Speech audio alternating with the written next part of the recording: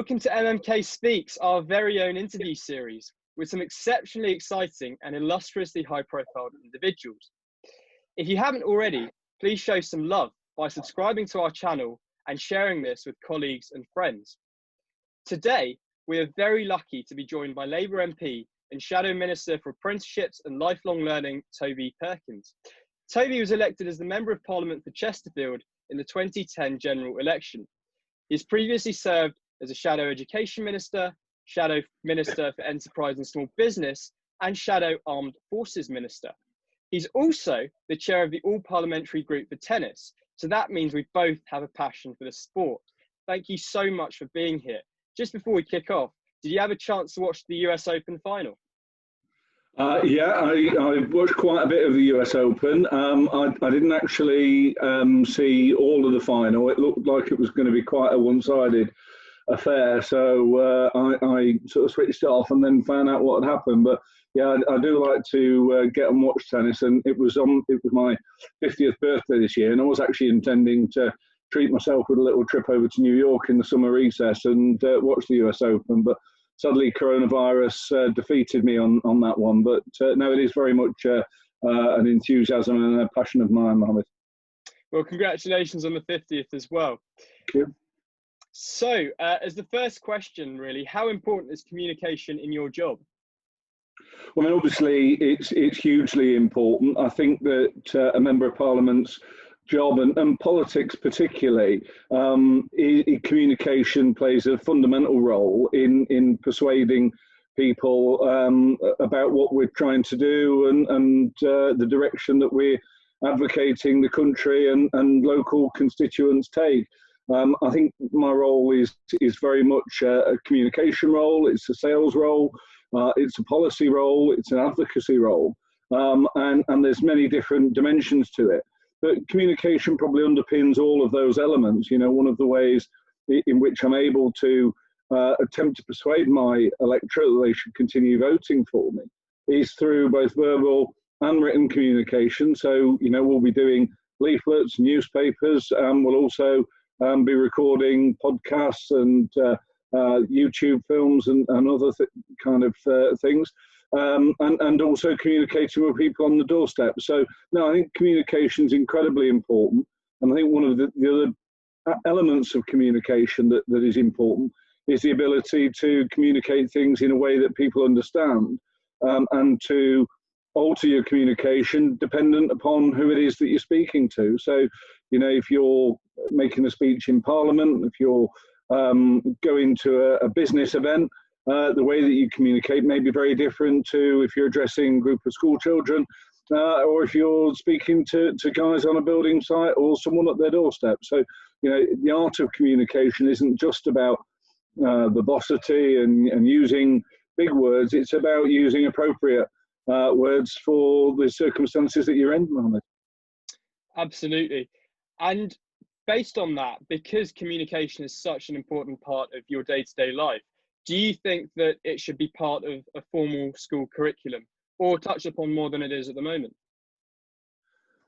I think that, I mean, as an education minister, you're very conscious of the huge call for different things to be the responsibility of schools. I think that, you know, whether that be first aid, whether that be financial education, whether that be communication and those kind of softer skills, whether that be more direct home sort of economics and cooking skills. There's all kinds of things that, you know, people call for and expect it to be the responsibility of schools to do. And I think, you know, to an extent, our view is that schools are already possibly receive too much direction, and it should be a bit more free for individual schools to think about the way that they're going to provide their services. And clearly, you know, the art of reading, writing and arithmetics are the key sort of three criteria that we expect from our schools to have children leaving schools literate and numerate. So I'm not necessarily entirely convinced that it's a curriculum issue, but I know that individual schools will look at the intake that they have, and you know, communication informally plays quite a significant part of of school life and trying to get children to communicate. So, yes, I don't think I'm entirely convinced that it should be something that's a direction to school, but it's certainly something that is very important life skills that we work with children on. Fantastic. Do you remember any barriers that you had to overcome when you were growing up as a child in terms of your public speaking career? Well, I mean, as a child, I don't have any sort of consciousness of a public speaking career at that time. I was always someone who kind of quite liked to be the centre of attention, probably like lots of people in politics. So, when we had school plays and so on, I was always somebody who was, volunteering for a role. I was in a choir at the age of sort of 9 or 10 with a local church.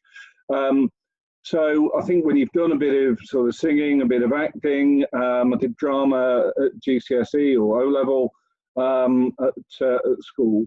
So you've got that kind of confidence, and also, both my parents were academics. My mother had a kind of a drama background, and so I think that ability to communicate and that innate love of words and of communication was something that was maybe taught to me before I was even conscious that I was being taught it.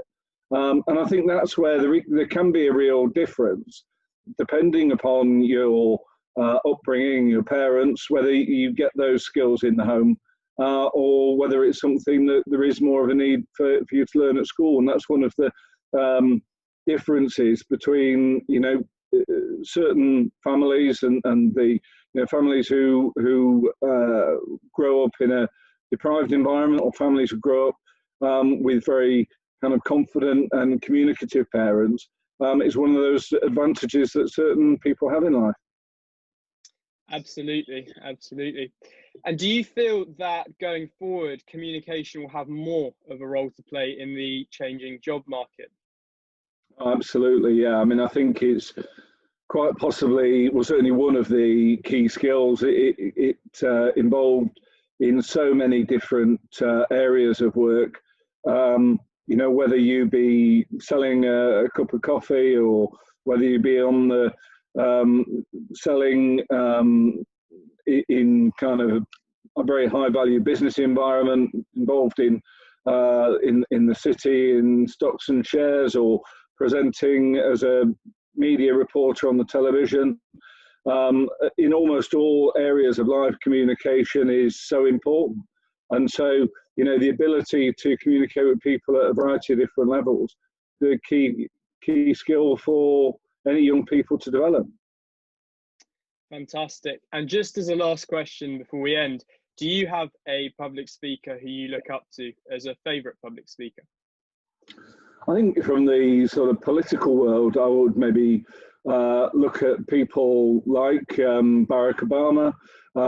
Tony Blair was a great public speaker, and Tony Benn, who was my predecessor, whose political viewpoint very different probably to Blair and Obama, but they were all tremendous orators. And I think what the great orators have is the ability to communicate in a very few words a message that's powerful, thought-provoking and moving, to bring you to tears, bring you to laughter, and inspire you within just a few sentences, and to paint a picture. And I think all of those three men probably did that. So no, I think there are a huge number of sort of great public speakers still. I think Winston Churchill's another one who people say the power of his oratory was a key factor in us winning the Second World War. So through the ages, there's been a huge number of great public speakers, and I'm sure there'll be many more in the future. Great stuff. I've just got to ask one more question. As the chair of the All-Parliamentary Group for Tennis, are you allowed to reveal who the best MP is at tennis? It's got to be me, hasn't it? I don't know. I think, we do have a parliamentary tennis team, and we play sort of 4 or 5 games over the course of the season. But I think Tim Loughton's played with us.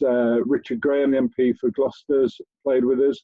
But I don't think there's anyone who'll make Roger Federer or Rafa Nadal worry just yet. Fair enough, fair enough. Well, thank you so much for your time. It's been truly insightful and incredibly engaging. For more information on MMK public speaking, please visit our website at mmkareem.com. But until our next interview, stay safe and have fun. Thank you.